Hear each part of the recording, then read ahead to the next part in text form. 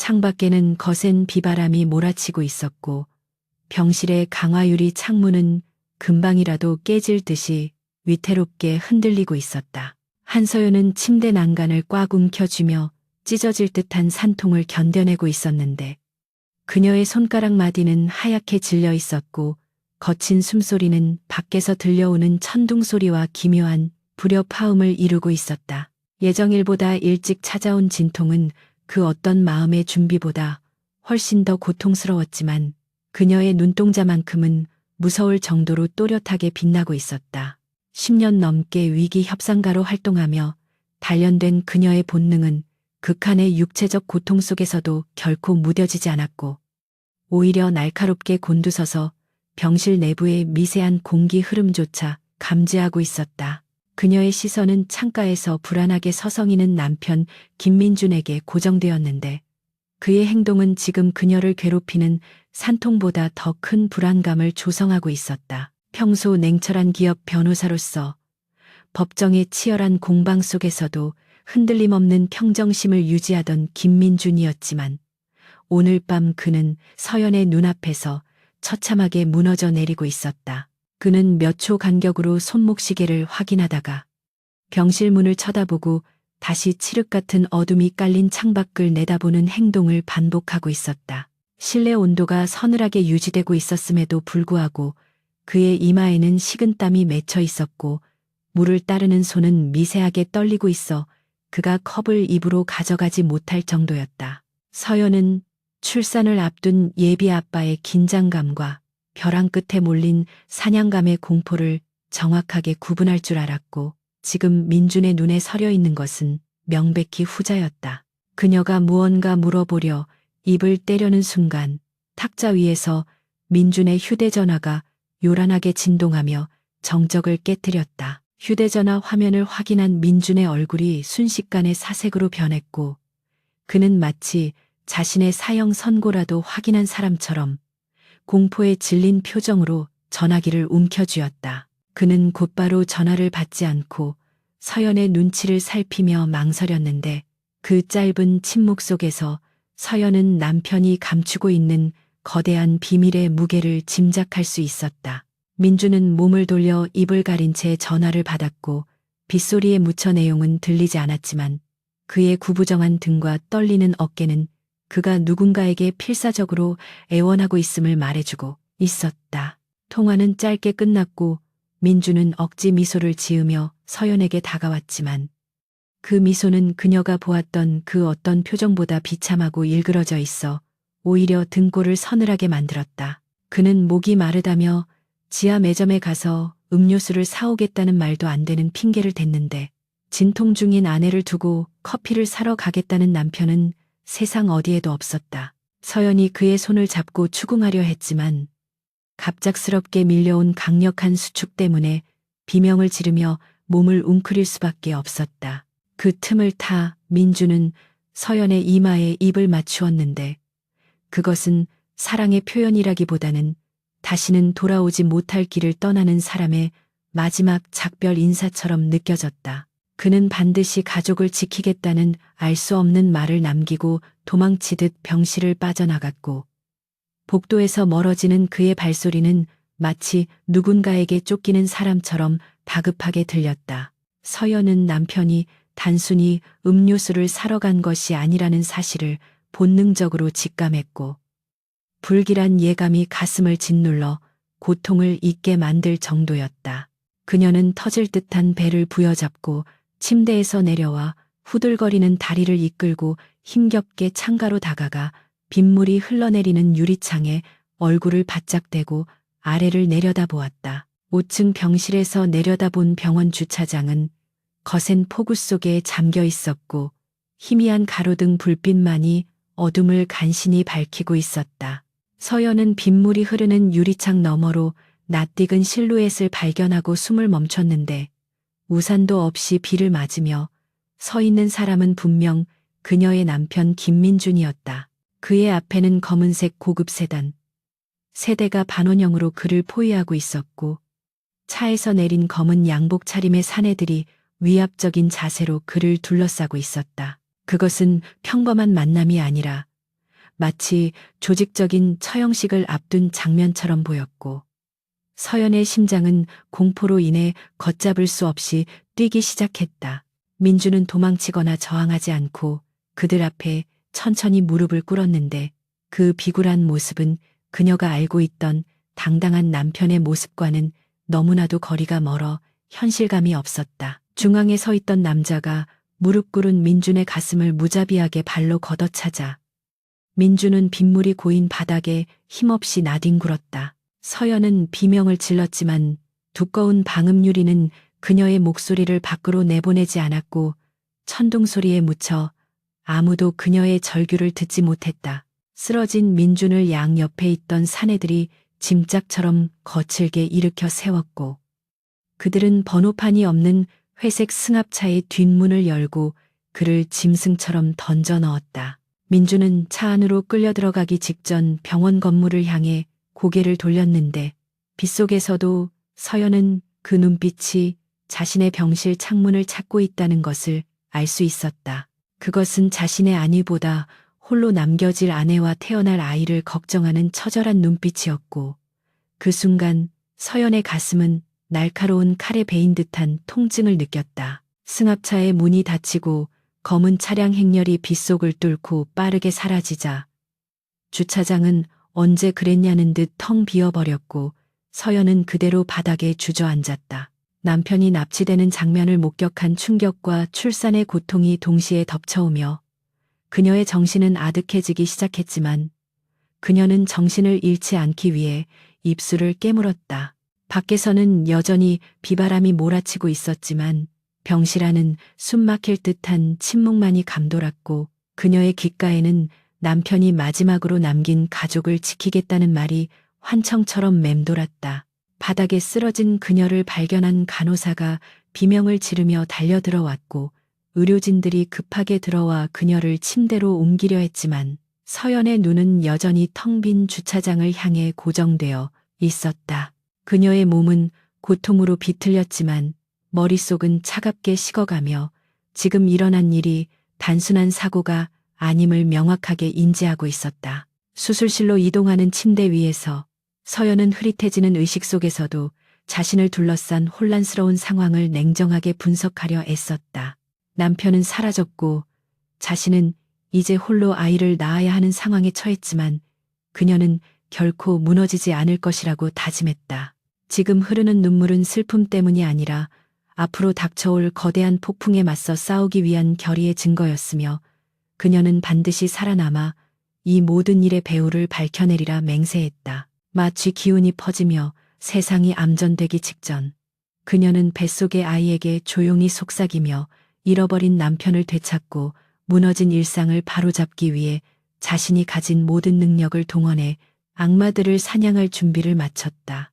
폭우가 쏟아지는 밤 그녀의 전쟁은 가장 고통스럽고도 고독한 순간에 비로소 막을 올리고 있었다. 출산 후 사흘이라는 시간이 흘렀지만 김민준의 행방은 여전히 오리무중이었고 경찰의 수사는 제자리 걸음을 반복하며 한서연의 인내심을 바닥내고 있었다. 병실을 찾아온 담당 형사는 무의미한 수천만 만지작거리지 말고 남편의 금융기록이나 최근 스트레스 요인을 조사해야 한다며 오히려 피해자인 서연을 압박하는 태도를 보였다. 그는 겉으로는 예의 바른 척했지만 그 이면에는 가출이 명백하다는 편견이 깔려 있었고 민준을 단순한 채무 도피자나 가정 불화로 인한 가출인 취급하고 있었다. 서연은 퉁퉁 부은 손으로 침대 시트를 움켜쥐며 치밀어 오르는 분노를 억누르고 있었는데 지금 그녀가 목격한 납치 현장을 이야기해봤자 증거 없는 헛소리로 치부될 것이 뻔했기 때문이다. 형사는 남편이 돌아오면 연락을 주겠다는 형식적인 인사만 남기고 병실을 빠져나갔고 서연은 닫힌 문을 노려보며 공권력에 대한 기대를 완전히 접어버렸다. 서연은 아직 회복되지 않은 몸을 이끌고 퇴원 수속을 밟았는데 의사들은 산모의 안정을 위해 만류했지만 그녀의 결심을 꺾을 수는 없었다. 그녀는 갓 태어난 아이를 친정 어머니에게 맡기며 당분간 아무도 만나지 말고 안전한 곳에 머물러 달라고 신신당부했고, 어머니는 딸의 비장한 눈빛을 보고 아무것도 묻지 않은 채 고개를 끄덕였다. 아이와 어머니가 탄 택시가 멀어지는 것을 확인한 후에야 서연은 택시를 잡아타고 남편과 함께 살던 아파트로 향했다.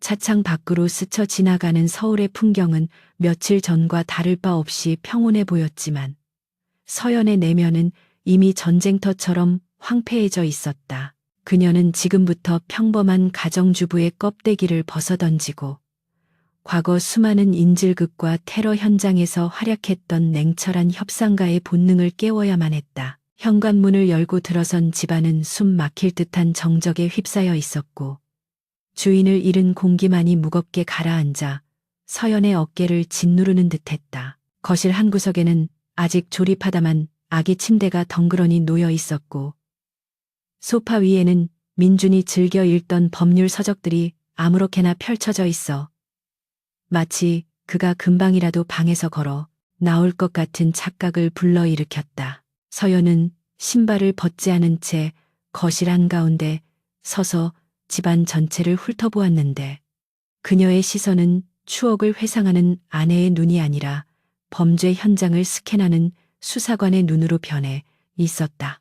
민준이 납치된 것이 확실한 이상 집안. 어딘가에 그가 남긴 단서가 있을 것이라는 확신이 들었고 그녀는 감상에 젖을 시간조차 사치라는 것을 스스로에게 상기시켰다. 그녀는 가장 먼저 민준의 서재로 들어가 책상 위의 서류들과 컴퓨터를 조사하기 시작했지만 예상대로 민준은 치밀한 성격답게 겉으로 드러나는 흔적을 거의 남기지 않았다. 컴퓨터의 최근 검색 기록은 육아용품과 여행지에 대한 것뿐이었고 서류들은 평범한 소송 관련 자료들로 가득 차 있어 겉보기에는 아무런 문제도 없어 보였다.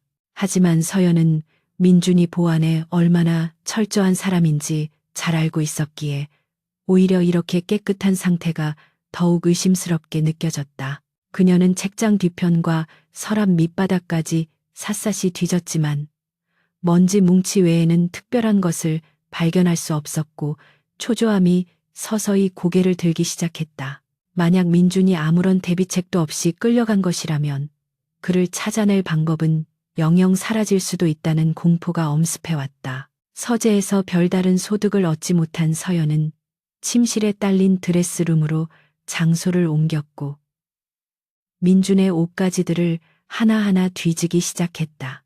양복 주머니와 코트 안쪽을 샅샅이 검사하며 혹시라도 그가 남겼을지 모를 쪽지나 영수증 조각이라도 찾으려 애썼지만 결과는 마찬가지였다. 옷걸이에 걸린 그의 셔츠에서 희미하게 배어나오는 익숙한 향수 냄새가 코끝을 스치자 잠시 마음이 흔들렸지만 서연은 입술을 깨물며 나약한 감정을 털어냈다. 그녀는 바닥에 주저앉아 잠시 숨을 고르며 민준의 입장이 되어 생각해보려 노력했는데 만약 자신이 감시를 당하고 있고 언제 잡혀갈지 모르는 상황이라면 가장 중요한 물건을 어디에 숨겼을지 시뮬레이션을 돌려보았다. 그때 문득 신발장 구석에 처박혀 있던 낡은 러닝화 한 켤레가 서연의 뇌리를 스치고 지나갔는데 그것은 민준이 대학 시절부터 신었던 것으로 낡아서 더 이상 신지 않으면서도 버리지 못하게 했던 물건이었다. 평소 깔끔한 성격의 민준이 유독 그 신발에만 집착하며 이사할 때마다 챙겼던 기억이 떠오르자 서연의 직감이 강렬한 경고음을 울리기 시작했다. 그녀는 벌떡 일어나 현관으로 달려가 신발장 깊숙한 곳에서 문제의 러닝화를 꺼냈는데 먼지가 뽀얗게 앉은 낡은 신발은 겉보기엔 쓰레기나 다름없어 보였다. 하지만 서연이 신발을 들어 올렸을 때 왼쪽 신발이 오른쪽보다 미세하게 더 무겁다는 것을 손끝의 감각으로 감지할 수 있었다. 서연은 주방에서 커터 칼을 가져와 주저없이 왼쪽 러닝화의 밑창을 뜯어내기 시작했고 고무가 찢어지는 소리와 함께 낡은 신발의 내부가 드러났다. 밑창 안쪽 깊숙한 곳에는 정교하게 파낸 공간이 있었고 그 안에는 비닐로 꼼꼼하게 포장된 작은 물건들이 숨겨져 있었다. 떨리는 손으로 비닐을 벗겨내자 은행 대여금고, 열쇠 하나와 엄지손가락만 한 초소형 녹음기가 모습을 드러냈다. 서연은 열쇠를 주머니에 넣고 녹음기를 손에 쥐었는데 이것이야말로 민준이 목숨을 걸고 지키려 했던 진실의 파편이라는 확신이 들었다. 그녀는 심호흡을 하며 녹음기의 전원 버튼을 눌렀고 잠시 후 지직거리는 잡음 섞인 소리와 함께 민준의 목소리가 흘러나오기 시작했다. 녹음기에서 흘러나오는 민준의 목소리는 평소보다 낮고 빠르게 떨리고 있었는데 그는 마치 누군가에게 쫓기듯 급박하게 상황을 설명하고 있었다. 그는 자신이 소속된 로펌이 대한민국 최대 재벌 중 하나인 화원그룹의 불법 비자금을 세탁하는 통로로 이용되고 있으며 자신도 모르는 사이에 그 거대한 범죄의 핵심 실무자로 엮이게 되었다고 고백했다. 처음에는 단순한 자문 업무인 줄 알았지만 서류를 검토할수록 이상한 점들이 발견되었고 진실을 알았을 때는 이미 발을 빼기에 너무 늦어버린 뒤였다고 했다. 민주는 가족을 인질로 잡겠다는 협박을 받았기 때문에 어쩔 수 없이 그들의 지시에 따를 수밖에 없었지만 죄책감과 공포 속에서 하루하루를 지옥처럼 보냈다고 털어놓았다. 하지만 민주는 그대로 당하고만 있지 않았고 그는 화원그룹의 회장 조태상이 직접 지시한 불법 거래 내역과 정관계 로비 명단이 담긴 결정적인 증거를 빼돌리는 데 성공했다고 말했다. 녹음기 속의 민주는 그 증거를 디지털 원장 형태로 저장하여 은행 대여금고에 숨겨두었으며 지금 서연이 가지고 있는 열쇠가 바로 그 금고를 여는 유일한 열쇠라고 설명했다. 그는 이 증거가 세상에 공개되면 화원그룹은 물론이고 관련된 수많은 고위층 인사가 파멸할 것이기 때문에 그들이 자신을 죽여서라도 이것을 찾으려 할 것이라고 경고했다.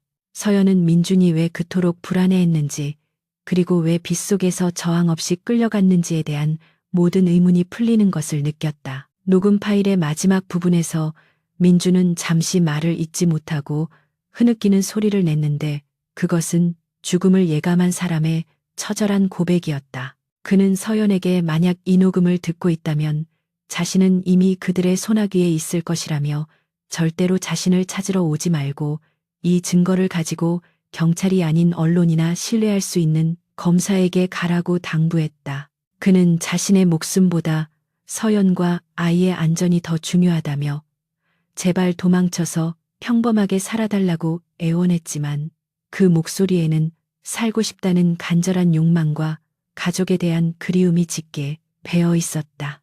녹음이 끊기고 다시 정적이 찾아왔지만 서연의 뺨에는 뜨거운 눈물이 하염없이 흘러내리고 있었다. 서연은 녹음기를 꽉 움켜쥐고 바닥에 엎드려 오열했지만 그 슬픔은 오래가지 않았고 곧 차가운 분노로 바뀌어 그녀의 전신을 휘감았다. 남편은 가족을 지키기 위해 홀로 거대한 악과 싸우다 희생되었지만 서연은 그가 바라는 대로 도망쳐 숨어 살 생각이 추호도 없었다. 그녀는 눈물을 닦고 거울 앞에 서서 자신의 얼굴을 똑바로 바라보았는데 거울 속의 여자는 더 이상 겁에 질린 산모가 아니라 먹잇감을 노리는 맹수의 눈빛을 하고 있었다.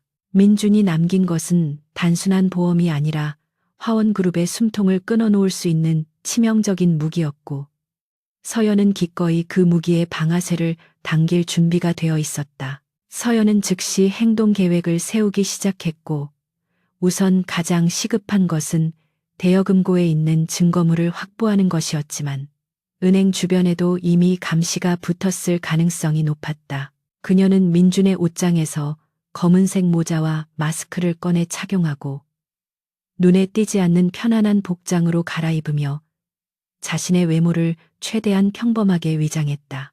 그녀는 과거 작전 수행 중에 사용했던 대포폰을 숨겨둔 장소를 떠올리며 기존에 사용하던 스마트폰은 집에 두고 나가기로 결정했는데 위치 추적을 피하기 위한 기본적인 조치였다.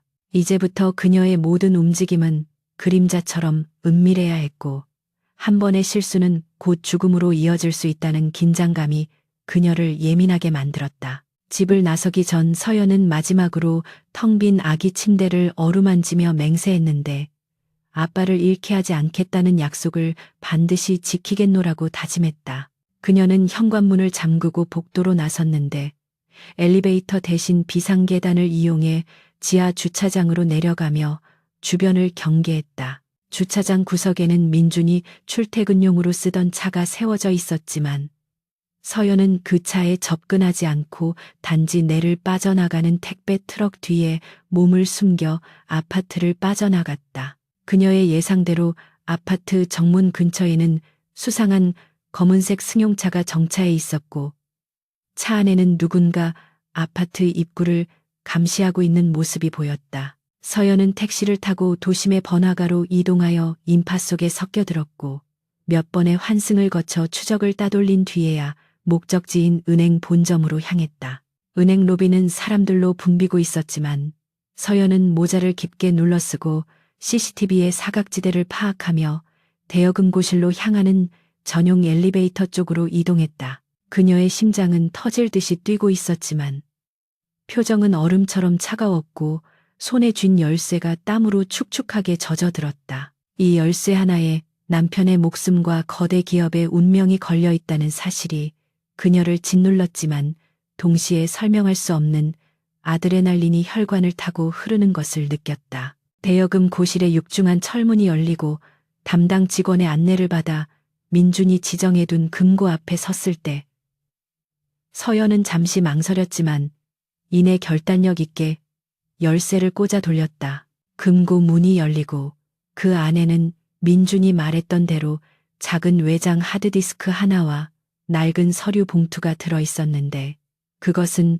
판도라의 상자와도 같았다. 서연은 물건들을 챙겨 가방 깊숙이 넣고는 주위를 살피며 빠르게 은행을 빠져나왔는데 다행히 아직까지는 누구에게도 발각되지 않은 듯했다. 하지만 그녀가 은행 문을 나서는 순간 건너편 도로에서 대기 중이던 검은색 밴의 문이 열리며 낯익은 체격의 사내들이 내리는 모습이 그녀의 시야에 포착되었다. 그들은 병원 주차장에서 민준을 납치해 갔던 그놈들이었고 서연의 등줄기에 식은땀이 흘렀지만 그녀는 당황하지 않고 인파 속으로 몸을 숨기며 반대편 골목으로 방향을 틀었. 놈들이 냄새를 맡고 찾아왔다는 것은 이제 시간이 얼마 남지 않았다는 뜻이었고 본격적인 추격전이 시작되었음을 의미했다. 서연은 복잡한 골목길을 질주하며 지형지물을 이용해 따돌릴 계획을 세웠는데 그녀의 머릿속에는 오직 남편을 구해야 한다는 일념만이 가득했다. 어둠이 내리기 시작한 서울의 거리에서 한 여자의 고독하고도 위태로운 전쟁은 이제 막 첫발을 내디뎠고 그녀는 자신이 사냥감이 아닌 사냥꾼이 되어야만 이 지옥에서 살아남을 수 있음을 뼈저리게 느끼고 있었다. 은행 뒷골목의 미로 같은 길을 빠져나온 한서연은 거칠게 숨을 몰아쉬며 차가운 벽돌담에 등을 기대었고 쿵쾅거리는 심장 소리가 귓가에 이명처럼 울려 퍼졌다. 출산 후 약해진 관절과 근육이 비명을 질렀지만 그녀는 고통을 느낄 새도 없이 머릿속으로 주변 지형을 빠르게 스캔하며 추격자들의 동선을 예측했다. 놈들은 전문가였지만 서연 역시 이 바닥에서 잔뼈가 굵은 베테랑이었기에 인파가 북적이는 지하철역 입구를 도주 경로로 선택해 그들의 시야에서 벗어나는 데 성공했다. 그녀는 화장실 칸 안에 들어가 가발을 쓰고 겉옷을 뒤집어 입어 외형을 바꾼 뒤 확보한 증거물이 든 가방을 물품 보관함 깊숙이 숨겼다. 이것은 민준을 구하기 위한 최후의 협상 카드였기에 절대로 뺏겨서는 안 되는 물건이었고 그녀는 비밀번호를 머릿속에 각인시키며 보관함 문을 굳게 닫았다. 증거를 안전한 곳에 숨긴 서연의 다음 목표는 명확했는데 그것은 남편을 사지로 몰아넣은 배신자이자 로펌의 대표인 최 이사를 찾아가 남편의 위치를 토해내게 만드는 것이었다. 민주는 평소 최 이사를 믿고 따랐지만 녹음 파일 속에서 그는 최 이사가 화원그룹과 결탁하여 자신을 함정에 빠뜨린 장본인이라고 지목하고 있었다. 서연은 택시를 타고 로펌이 위치한 강남의 고층 빌딩 숲으로 향했는데 창밖으로 스쳐 지나가는 화려한 도시의 불빛들이 마치 그녀를 비웃는 괴물의 눈처럼 느껴졌다. 밤이 깊었지만 로펌 건물의 최상층 펜트하우스 오피스에는 여전히 불이 켜져 있었고 서연은 그 불빛 아래에서 최 이사가 자신의 승리를 자축하고 있을 것이라 확신했다.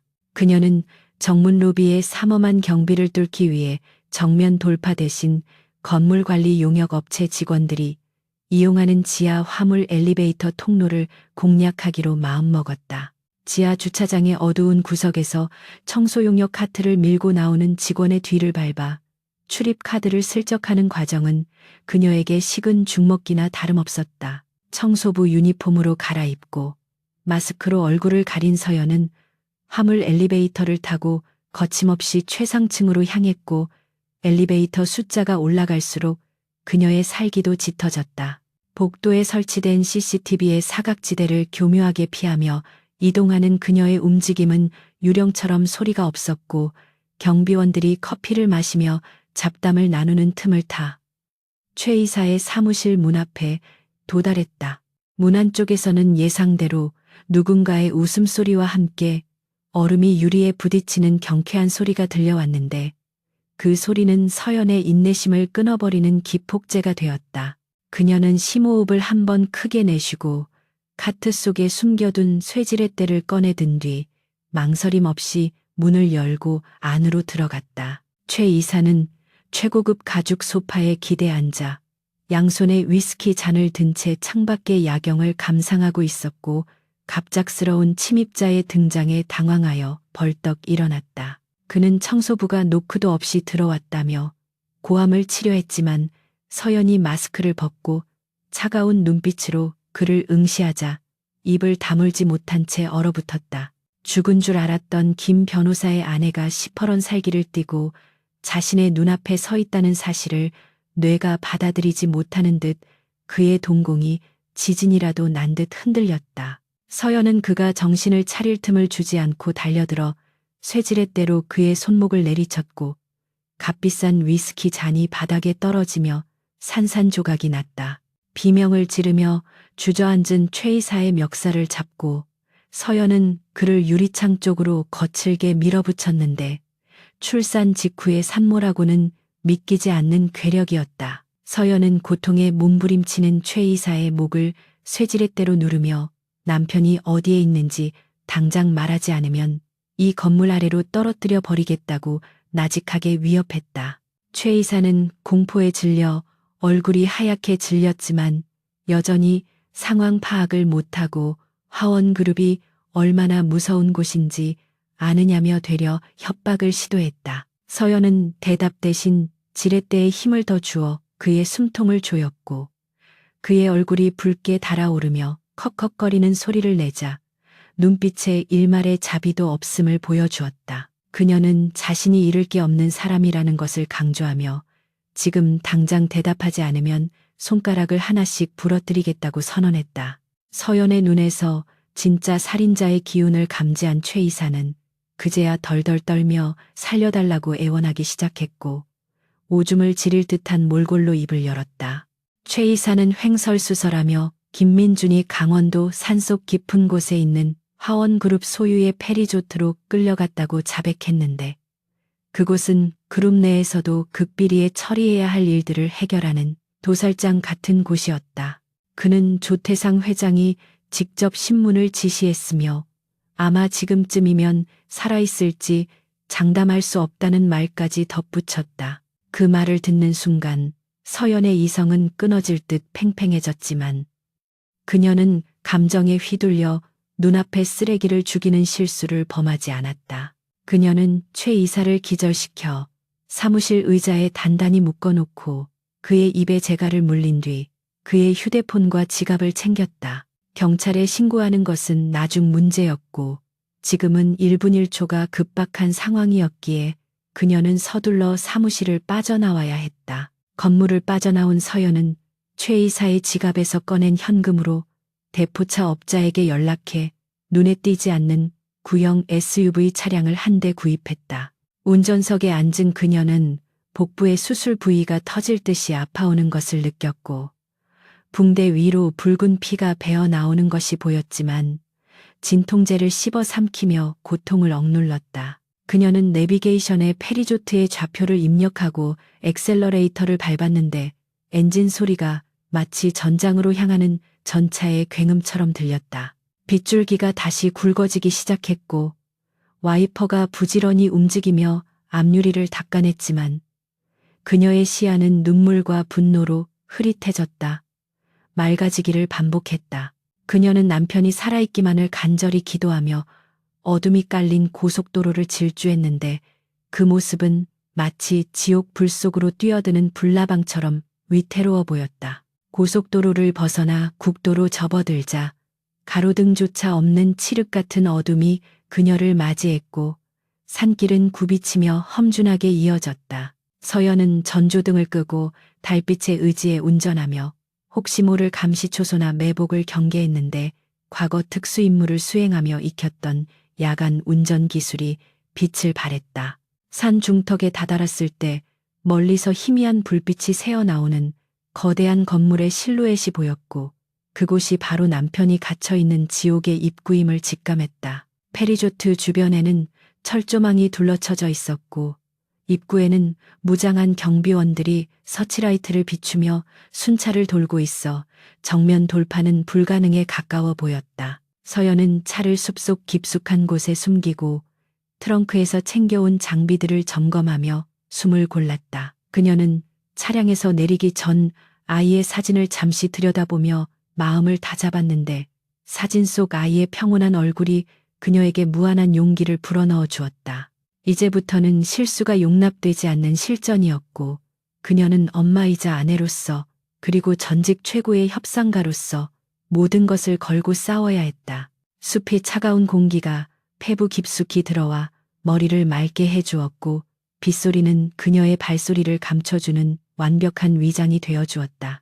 서연은 어둠 속으로 몸을 던지며 경비원들의 패턴을 파악하기 위해 매의 눈으로 리조트 전체를 관찰하기 시작했다. 썩어가는 낙엽 냄새와 녹슨 철 냄새가 뒤섞인 그곳에서 그녀는 놈들의 목덜미를 노리는 늑대처럼 조용히 그리고 은밀하게 포위망을 좁혀 들어갔다. 서연은 리조트 외곽을 돌며 허술해 보이는 배수구 입구를 발견했는데 그곳은 덩굴 식물로 뒤덮여 있어 웬만해서는 눈에 띄지 않는 곳이었다. 쇠창살이 녹슬어 있어 약간의 힘을 주자 틈이 벌어졌고 그녀는 그 좁은 구멍으로 몸을 밀어넣어 리조트 내부로 침투하는 데 성공했다.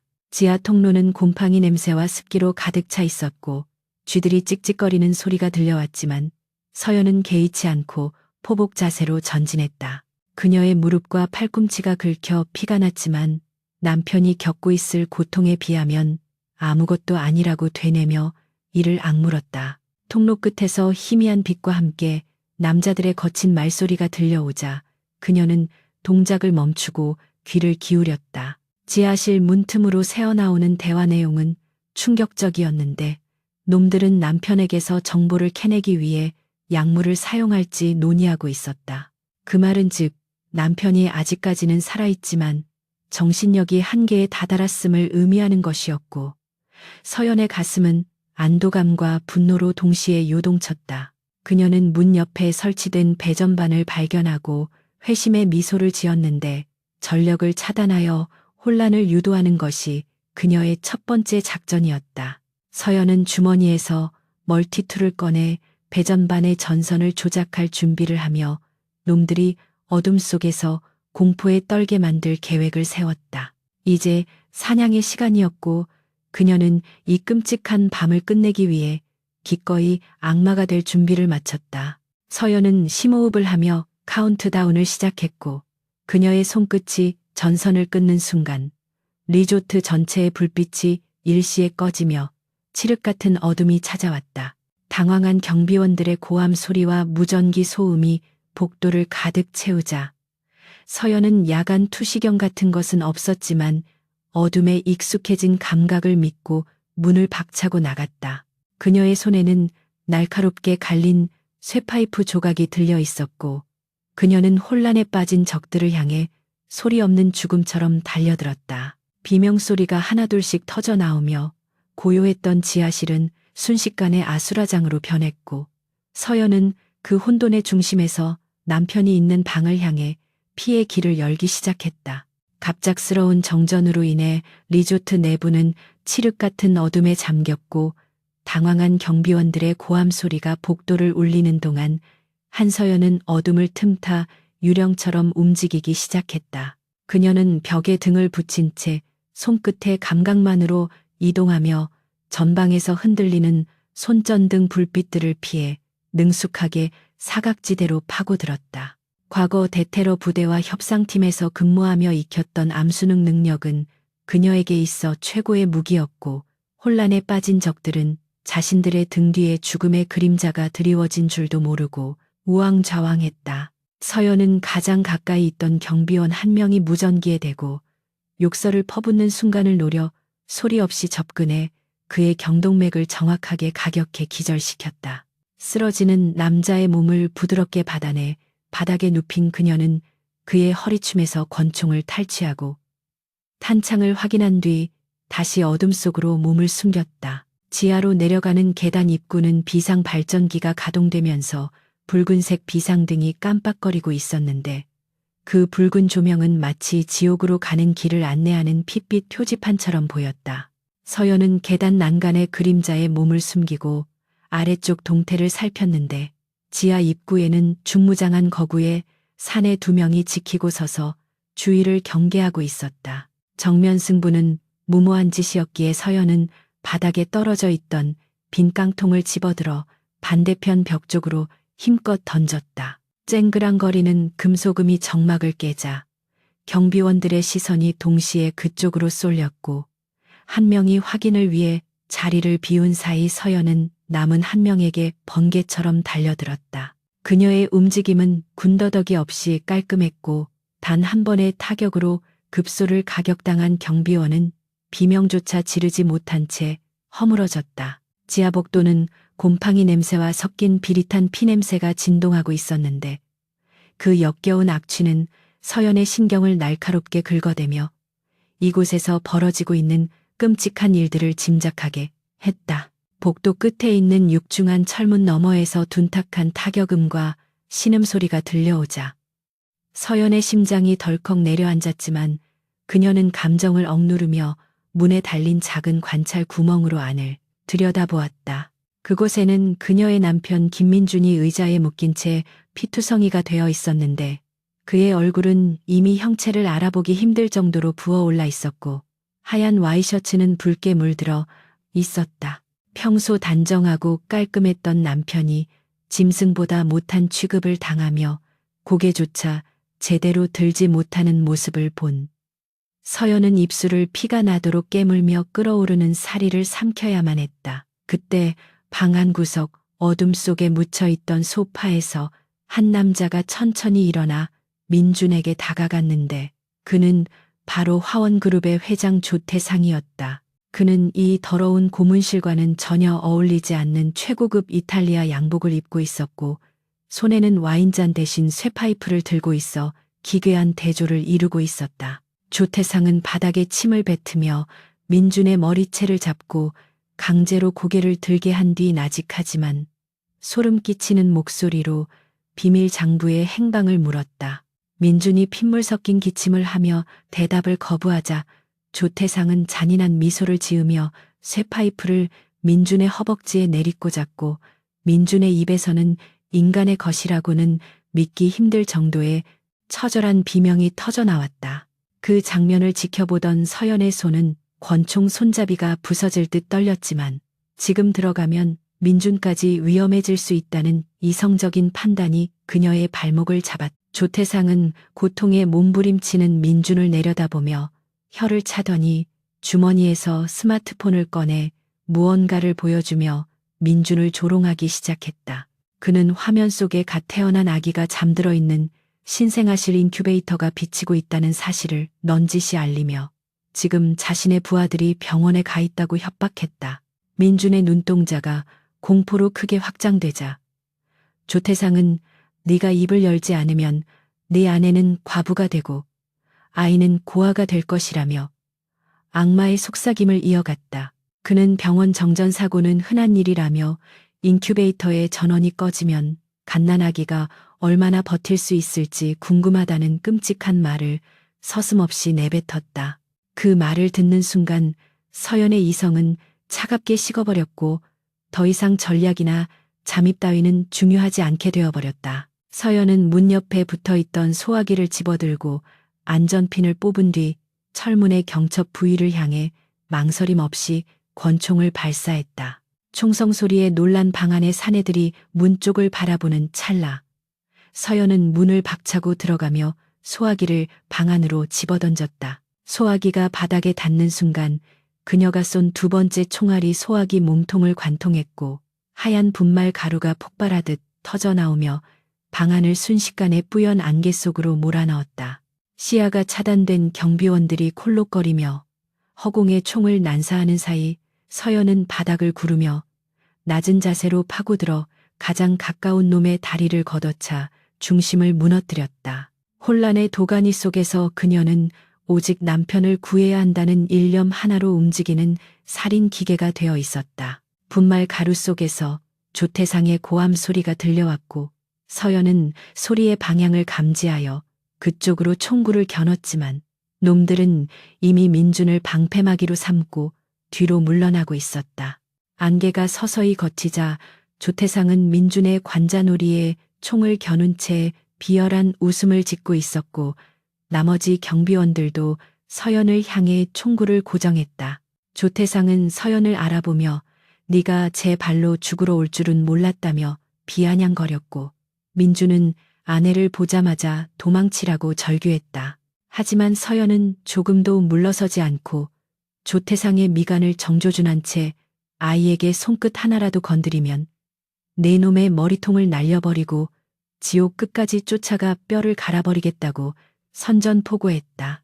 팽팽한 긴장감이 감도는 지하실에서 부부와 악마의 대치는 폭발 직전의 화약고와 같았다. 서연은 수적 열세에도 불구하고 조금도 위축되지 않은 채 당당하게 맞서며 머릿속으로는 끊임없이 탈출 시나리오를 계산하고 있었다. 그녀는 천장에 달린 낡은 배수관이 부식되어 물이 뚝뚝 떨어지고 있다는 것을 발견했고 그 아래에 노출된 전선들이 얽혀 있는 것을 포착했다. 그녀의 눈빛을 읽은 민주는 고통 속에서도 미세하게 고개를 끄덕이며 아내의 의도를 알아차렸다는 신호를 보냈다. 서연은 총을 내리는 척하며 조태상의 주의를 끈 뒤 전광석화와 같은 속도로 천장의 배수관을 향해 방아쇠를 당겼다. 총알이 배수관을 뚫자 고압의 물줄기가 터져나오며 노출된 전선을 덮쳤고 강력한 스파크와 함께 방 안의 조명이 터지며 다시 한번 암흑이 찾아왔다. 어둠과 감전의 공포가 적들을 덮친 순간 서연은 망설임 없이 앞으로 뛰어들며 기억해둔 위치로 몸을 날려 민준을 묶고 있던 밧줄을 끊어내기 시작했다. 조태상의 부하들이 감전되어 비명을 지르거나 눈이 멀어 허둥지둥하는 사이 민준은 자유의 몸이 되었지만 다리를 다쳐 제대로 걸을 수 없는 상태였다. 서연은 남편의 팔을 자신의 어깨에 두르고 한 손으로는 권총을 든 채 지옥 같은 지하실을 빠져나가는 사투를 시작했다. 조태상은 어둠 속에서 악에 바친 목소리로 놈들을 잡아서 죽여버리라고 고래고래 소리를 질렀고 수많은 발소리가 그들을 향해 몰려오고 있었다. 서연과 민주는 서로의 체온에 의지하며 쏟아지는 총탄 세례를 뚫고 희미한 빛이 보이는 출구를 향해 필사적으로 달렸다. 지하실을 빠져나온 한서연과 김민주는 거친 숨을 몰아쉬며 비상계단을 오르고 있었는데 민준의 다리 부상이 심각해 속도를 내기가 쉽지 않았다.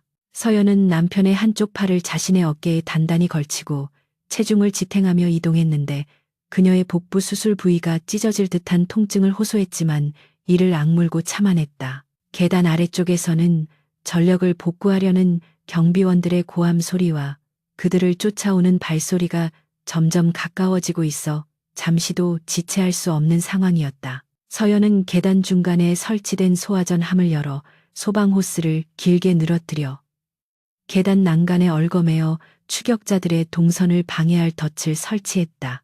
그녀의 손놀림은 기계처럼 정확했고 공포보다는 생존 본능이 그녀의 이성을 완벽하게 지배하고 있었다. 2층 로비로 이어지는 철문 앞에 도달한 서연은 잠시 멈춰서서 문 너머의 인기척을 살폈는데 밖에서는 여러 명의 사내들이 무전으로 교신하며 수색망을 좁혀오고 있었다. 그녀는 민준을 문 뒤편 안전한 사각지대에 잠시 기대게 한 뒤 주변에 굴러다니던 빈 쇠파이프를 집어들어 반대편 벽을 향해 힘껏 던졌다. 쨍그랑거리는 금속음이 울려 퍼지자 로비에 있던 경비원들의 주의가 일제히 소리가 난 쪽으로 쏠렸고 그 틈을 타 서연은 문을 박차고 나가며 선제 공격을 감행했다. 그녀는 가장 가까이 있던 경비원의 정강이를 걷어차 쓰러뜨린 뒤 그의 품에서 연막탄을 탈취해 로비 중앙으로 던져버렸다. 치익 하는 소리와 함께 회색 연기가 순식간에 로비를 뒤덮었고 시야가 차단된 경비원들은 당황하여 허공에 총을 난사하기 시작했다. 서연은 혼란을 틈타 다시 민준을 부축해 연기 속을 뚫고 리조트 후문 쪽으로 질주했는데 매캐한 연기가 폐를 찔러왔지만 멈출 수는 없었다.